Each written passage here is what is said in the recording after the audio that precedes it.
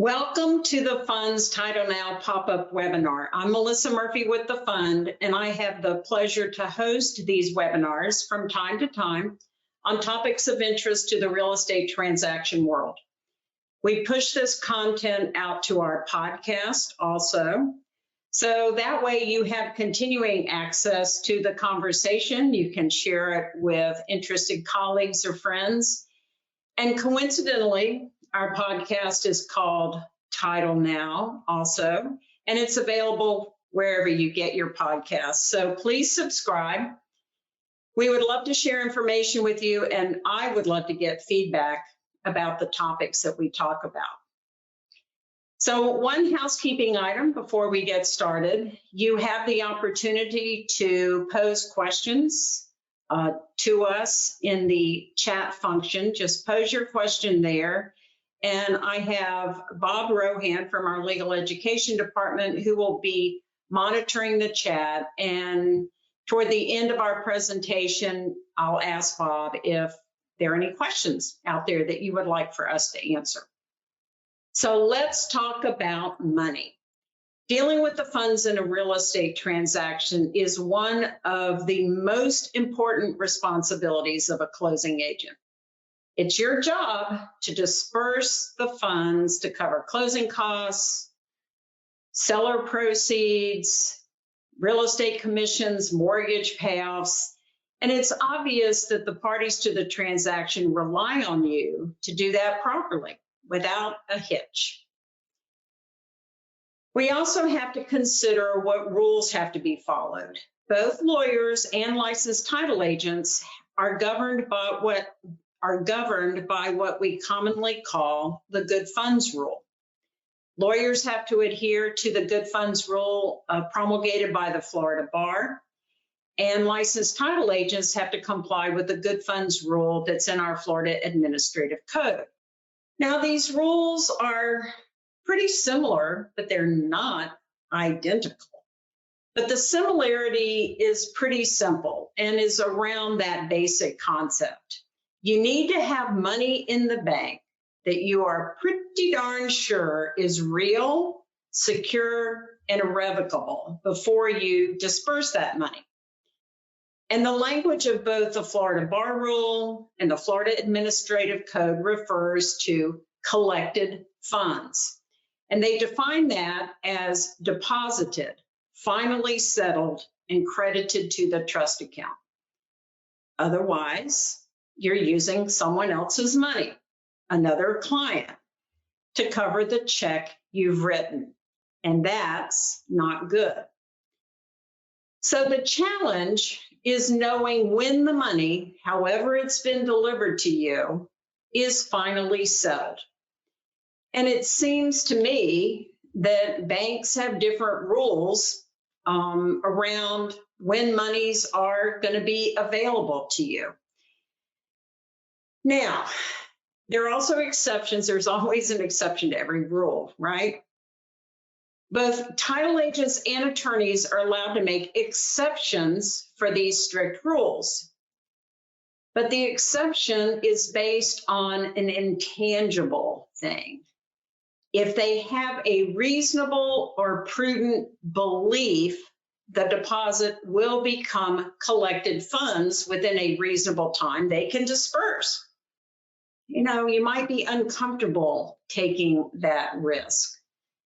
So is there a solution to this? Is there a better way for money to be sent to a closing agent, for a closing agent to be able to disperse the money that's been sent to them? And there is a form of payment coming our way that many think is a great solution to these challenges: real-time payments. And with me today is Rick Bruin from U.S. Bank to talk with us about real-time payments. Rick is a vice president at U.S. Bank, and he is head of commercial deposits and payment solutions there. So welcome, Rick. Thanks for being here and helping us understand this new form of sending money. Thanks, Melissa. Happy to be here and love talking about RTP and payment innovations. Well, Happy let's to get start started. out with what I hope is a softball question to you. Give us a high-level definition of a real-time payment. Yeah, great question, right? So real-time payments are the very first new payment rail launched in the last 40 years within the United States. RTP is while it's still new in the US, it's not super new, right? It launched in 2017 with the first payment actually being sent earlier that year between us, US Bank, and Bank of New York Mellon. Over time, that the participation within the RTP network has certainly expanded, and the utilization of that network has also expanded. There are a lot of positive things around real-time payments. It's currently managed by the Clearinghouse, which is a consortium of 23 of the largest banks in the United States and internationally that operate different payment infrastructures within the financial institution sector. RTP was built to compete with some real-time payments platforms that are available and have been actually for as long as 20 plus years in other foreign countries such as Japan, China, other parts of the world. So, RTP is certainly a game changer. I've been involved in the title and escrow industry and the banking side for 15 plus years now, in a multitude of different capacities within US Bank. And, since the day it was launched in 2017, really thought and still believe, RTP has the ability to really be a game changer for the title and escrow and settlement services industries without a hole. So how is it different from a wire? How is it different from an ACH payment? Yeah, fantastic question, right? So, today in the title world, right, settlement world, we deal a lot in wire transfers. You have finality of payment, the irrevocable ultimately, which, satisfies the good funds rules that you were talking about at the top of the call, Melissa. And, with RTP, you get those same features, right? You get irrevocability, finality of payment, it can't be clawed back. One of the main primary differentiators of RTP to wires are, wires, you're limited by the time frame you can send them, right? So you have from when the Fed window opens, 8 a.m. to 5:30, 5:45 p.m., depending on your financial institution and how long they give you to complete that wire transfer process with them. With RTP, it's open 24/7, 365 days a year. You want to settle a transaction on Christmas Day at 5 p.m., guess what? You can do that. And then, with ACH, as most people probably on the call know, those, depending on the type of ACH payment it is, who it's between, whether it's business to business, business to consumer, or consumer to business, there are different clawback rules that apply to all those different payment types. And, the receiver or if it's debiting funds from a consumer account, they can have up to 60, 90 days in order to dispute that transaction. Whereas with RTP, like wires, you don't have that ability. It really takes an act of God in a way to get those funds back once they're sent. And I've also heard that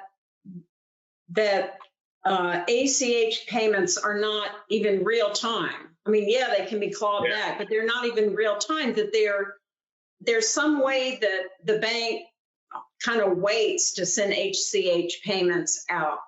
Can you elaborate a little bit on that? Yeah, absolutely. So you're exactly right. So when you're sending or when you're debiting or crediting, so within the ACH network, you can either push a credit. In essence, you're sending money to somebody, or you can initiate a debit transaction where you're actually pulling money from someone else's account. And in those types of transactions, they're ultimately batched, and then each bank has different processing windows for their ACH batches in which those operate. And they generally are every hour, every 2 hours, something along those lines, but they certainly are not in real time. So if you initiate one now, you won't technically have funds. That process won't even start until maybe 1, 2 o'clock, somewhere in that ballpark, depending on your institution. And depending on the type of ACH payment you initiate, it could be same day, which means you get the money at some point today, but there's no guarantee as to timing. It could be a 1 day or 2 day settlement as well. So you may not even see the funds for another day or two. And then you still have the dispute window as well to navigate. I thought there was that kind of quirky thing about ACH. So how does an real-time payment actually work? So what are sort of the logistics? Yeah, fantastic question. So it works, RTP has a number of different functionalities that a wire transfer has and doesn't have ultimately. So like a wire transfer, you can initiate a payment outgoing with an RTP payment, much like you would initiate a wire transfer today through your financial institution. So you're probably logging into your online banking system software through your financial institution, putting in, payee name, account number, routing number, dollar amount, so maybe additional information, et cetera, and initiating that payment. And then you have somebody else probably within your organization that approves that payment before it goes out. Then there's also another functionality of real-time payments. It's called request for payment, or RFP, which works kind of in reverse. So it's similar to ACH debit in the sense that you're, in a way, requesting funds from somebody, but it doesn't operate like ACH debit where it automatically debits their account. So within an RFP network, or within RFP, within the RTP network, so yourself as a title agent would request payments from me. So say I'm purchasing a house, or I signed a contract, right? And you're trying to collect the earnest money deposit, $10,000. So the title agent could go into their banking software, initiate a request for payment. But that'll come to me, and it's not an email, it's not a text message that I receive, any of that stuff. It will actually be a notification that I receive on my banking app, on my telephone, on my cell phone, iPhone, whatever, Android. So it would pop up on the US Bank app. Yeah, you have a request for payment from ABC Title Company. I open my app, go through the authentication process with my bank to access the app and review the details of the request for payment. And if I accept that and agree to pay it within the app, it'll automatically then send those funds from my account, obviously assuming they are there and available and collected. It won't allow me to overdraft my account to send the money to, but able to send those funds over to the title agent in real time. As soon as I click accept or approve, those funds immediately leave my account and then would credit the title agent's account. So the only delay in payment would be if you're not paying attention to your phone and you don't get the notification that the request for payment has come to you. Exactly. You're exactly right. Watching the Ohio State, Michigan game, right? Yeah. Yeah. And we are seeing use cases today within the industry space where it is being utilized to collect earnest money right now today in real time. So when the closing agent sends the RFP, the request for payment, to the buyer, do they need any information other than just the buyer's name and cell phone number? Yeah. How do they connect with the buyer? Great question, Melissa. So, today, much like with the existing process, they will need the client's name, full name, account number, routing number, in order to initiate an RFP today. So when if you're collecting that money outside of the client being in your office, right? So, you still have to have a secure method for which to collect that data ultimately, and then, be able to populate that into your banking software. If future state, you could look at a situation in the future where, you could actually be collecting that information at the closing table without ever having to request that information up front if you're dispersing closing funds to a seller or like a cash out refinance.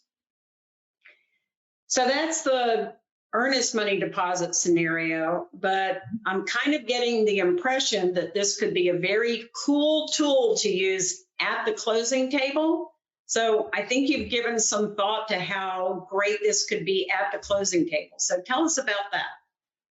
Absolutely. So, I've been sitting around thinking about this for a while, and I know for a lot of the people on the call probably don't realize, but the limit, there is a limit for RTP payments. Today it's $1 million. When it was first launched in 2017, it was $10,000.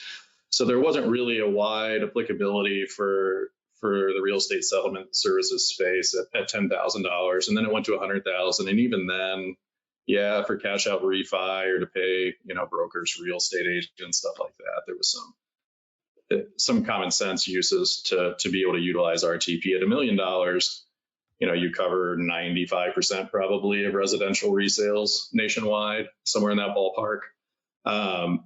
And obviously, wire fraud is pertinent and on the top of everybody's minds within the industry space, without a doubt. We see all the time, instances where business email compromise or other avenues are utilized to gain access to escrow accounts or to dupe consumers into sending information to a fraudster, or sending wires to a fraudster inadvertently.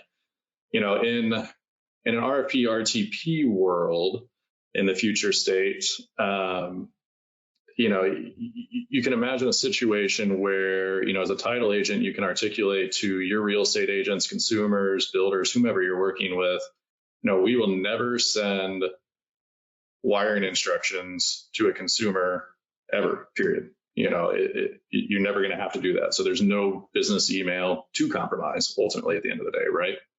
And in that scenario, you show up to the closing table. Your consumer comes to the closing table, whether it's a refinance or a purchase, sale, etc. Sign all your documents, and then if there's cash to collect for closing from the buyer, your escrow agent or closer or whomever, and you would designate in your agency can initiate a request for payment to the consumer there at the closing table from an iPad, from a laptop, whatever. That notification shows up on the consumer's phone. The consumer is able to go in and respond to that RFP. ABC Title Agency needs $50,000 for cash to close on transaction 1, 2, 3, 4 for XYZ property. They accept, approve that transaction. The funds immediately leave their checking account, savings account, money market account, whichever, and automatically populate into the title company's escrow account right there at the closing table, all done with all parties present. And that money is finally settled right then and there. Absolutely. Can't be called back, just like a wire transfer. And I think that this just brings up really cool images in my mind of how great this would be sitting at a closing table. All the documents are signed. Closing agent says, okay, buyer, are you happy? Yes. Okay, seller, are you happy? Yes. You send the request for payment to the buyer in, a minute or two. They get that request for payment on their phone. They open it up. They hit accept, boom, the money is there. And it sounds like the closing agent could turn to the seller and say, all right, I'm sending you your net proceeds, boom, here they go. Yep. And they could also do that with the real estate commission. Yeah, you're exactly right. So the benefit is, how much would a realtor like that? Right. And, we even go back to the dates when the real-time payment transaction limits were $10,000 per payment. We had clients within our title and escrow industry vertical portfolio that were actually utilizing that 5 years ago to pay real estate agents and brokers, because it was for their purposes, it was a competitive advantage because they could pay realtors in real time. There was no fee for the realtor to receive a real-time payment, unlike with a wire transfer where they get dinged by their bank for $20, $30, $40 fee, depending on the institution, right? The realtor didn't want to come to the closing and collect the check and then have to go to their bank and deposit the check. They don't have to. Get the funds in real time, immediately available to them, and free of charge to receive. All right, this sounds too good to be true, Rick. So what are the challenges? What are the challenges that we're facing right now? Like with all new technology, right? It's adoption ultimately is the number one challenge. So roughly 65% of all DDA accounts nationwide are covered by RTP participating banks. So a bank has to be a participating institution on the RTP network in order to, initiate or receive a payment. And they can participate in a lot of different ways. They can participate in the clearinghouse and the RTP network and just be a receiving bank where they can, receive RTP payments or RFPs, et cetera. Or they can be an initiation bank, right? So, some smaller institutions will participate and be, in essence, just a participating bank to receive payments where, a lot of the larger banks like us are, in essence, full participants within the RTP network. All the major banks are, a lot of the regional banks, if not all of them, are today. I know in talking directly with the clearinghouse, they could add the next 10 largest banks that are not participants, and it really would not move the dial more than 1 or 2 percentage points ultimately. So it's mostly smaller institutions today that are not participating on the RTP network. And then on the RFP side, that's a new functionality within the RTP network that's really only been up and running for, basically 2022. All participants within the RTP network today, all of their clients can all of their commercial or corporate banking clients, business clients can respond to an RFP. However, the limitation really right now on that aspect is only 2 banks, US Bank and Citi, currently allow consumers to receive and process an RFP request. By the end of this year, we anticipate a couple of the other larger banks, Wells, Bank of America, to also be included in that. And we anticipate, a much larger amount to onboard in 2023 as well. So it sounds like the big challenge right now is that only a very few banks allow consumer clients, consumers with accounts at that bank, to receive an RFP. So that clearly is a limitation on the population that can take advantage of this currently. So is the resistance because there's a huge cost to a bank to build the technology environment that will support this? Is that the reason why the smaller regionals are lagging? Yeah, there's certainly a technological cost to it. So, being a brand new payment rail, they have to code their systems, to that payment infrastructure. And, FedNow is coming as well. And a lot of people think that FedNow will jumpstart adoption around RTP and that more banks will be on FedNow.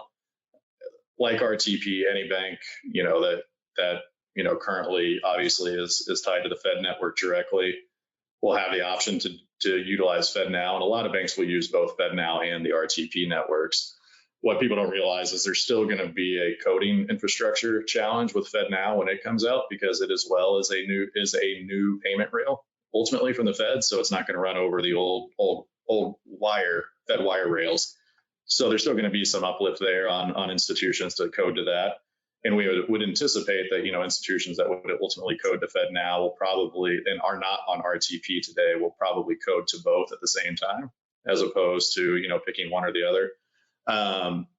But yeah, it's new. There certainly is a lift on cost associated with that.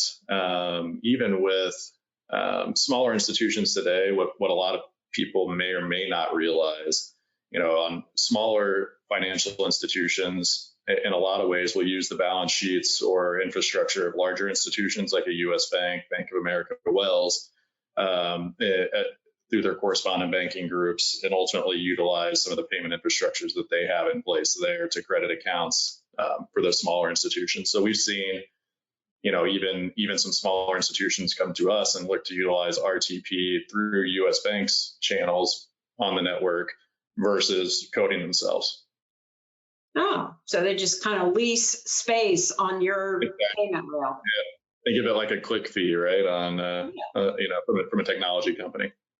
Well, one of the goals I have of hosting this webinar and pushing this out on the podcast is that that'll reach a whole lot of consumers that have consumer accounts that will start pressuring their banks to make this a reality. And certainly, attorneys and title agents have business accounts with their lenders, and hopefully this will drive awareness, which will put some pressure on banks to get on this train so that we can make payments a lot more efficient.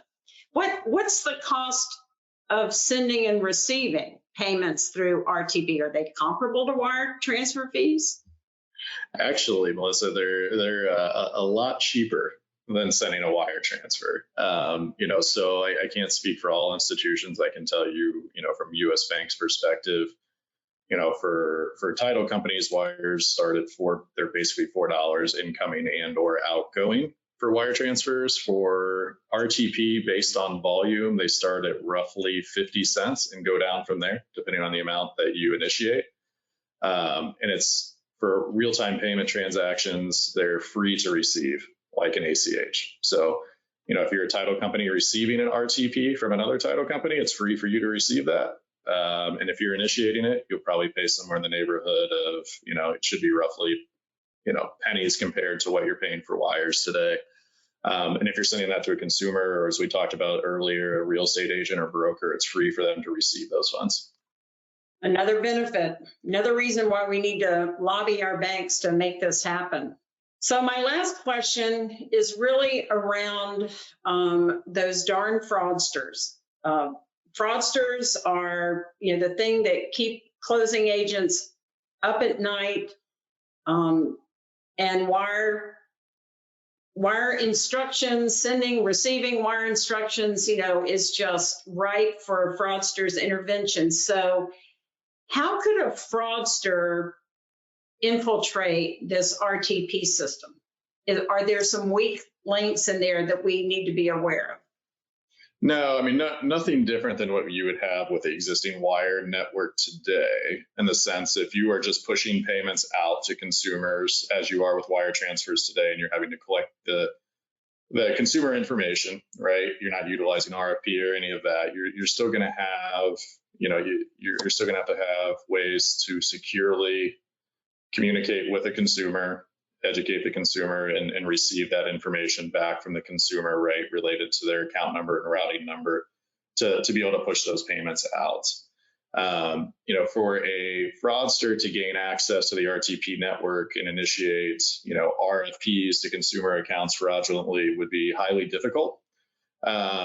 Ultimately, they would have to get through a bank's KYC process. They have to go through the challenges of setting up the accounts, then opening, gaining access to, a commercial banking software system, which is vastly different than, online banking systems that consumers use, and go through the process of setting up users and verifying their identities, so on and so forth, and then initiate RFPs.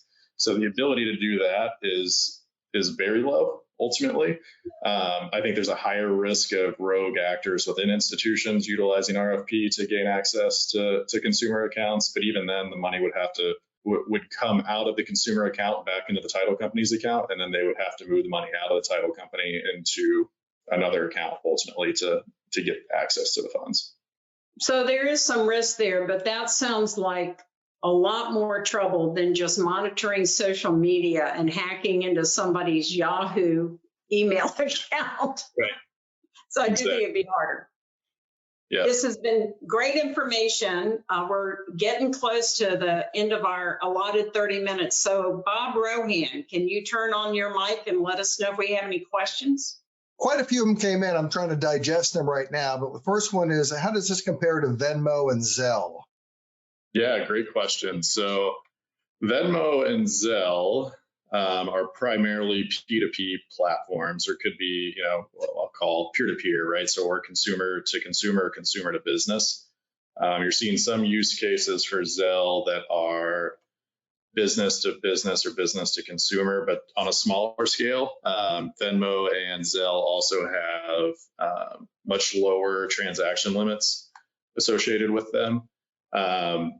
And those, while, like with Zelle, you have finality of payment there, you technically don't have real settled funds ultimately into your account at the time that you receive the Zelle payment. While those funds may show there, that's your bank just showing that, you have funds that have shown up, that those funds haven't technically been settled. Most of that's being done over same-day ACH platforms, et cetera. In addition to that, Zelle is starting to utilize RTP to move money, but that's not necessarily the consumer using RTP to send you funds. That's the bank, that they're banking with, RTPing those funds from their institution to, your depository institution. And then your institution, in essence, taking them out of their house account and putting them into your account. Yeah, one of the questions is they've got a lot of clients in Canada. What about foreign transaction issues? Yeah, right now, RTP is just a domestic payment rail. There's been talks about, potentially opening it up to some other countries, but those are really still in their infancy at this point. Let's get consumers more involved in it first, then we can deal with other countries. Next question, does the bank have to honor real-time payments? I will answer the question in the sense that if you're initiating a payment to a financial, I'm assuming what you're meaning is if you're sending a payment to a bank, do they have to receive, accept, and deposit those funds? They have to be an RTP participating bank to be able to receive those funds. If they are not, that payment would be rejected by your financial institution. It would never actually leave. Somebody asked, is the only ability to initiate this done electronically? They're used to calling in their wire instructions. Is that possible with RTP? It is not possible with RTP. So all of that is done through digital rails with all the participating banks, to my knowledge, today.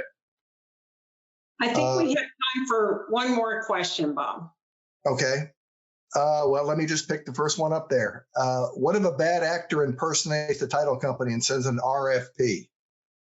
Oh, there again, they would have to gain access to the title company's online banking, commercial banking software. They would have to initiate the RFP, which would have dual authority. So they would technically need 2 logins, right, to be able to enable that. So they'd have to have an initiator and an approver for the RFP to go out to the consumer. And even if they pulled that off, the funds would still come back in to the title company account. They can't change the account number that would credit. So, it would have to credit the account for which was requesting the RFP ultimately. So it would come back into your escrow account. So then those same 2 bad actors would then have to turn around and initiate and approve a payment outgoing out of the escrow account to in essence, third account ultimately, to be able to move the funds outside of the company. Well, Rick, we're out of time, and I want to thank you again for taking the time out of your schedule to share all this information with us. Even though it's not something that is ubiquitous today, I know in your perfect world it will be, and maybe I'll invite you back and you can celebrate with me about announcing new banks and new consumers and new rules that are available for RTPs. But that'd be awesome. Appreciate it. You bet. And thanks to everybody that was listening in today. I want to remind you that we are going to push this content out on our podcast, which is also called Title Now. So subscribe, share that information with your friends and colleagues. And of course, as always, thank you for your support of the fund.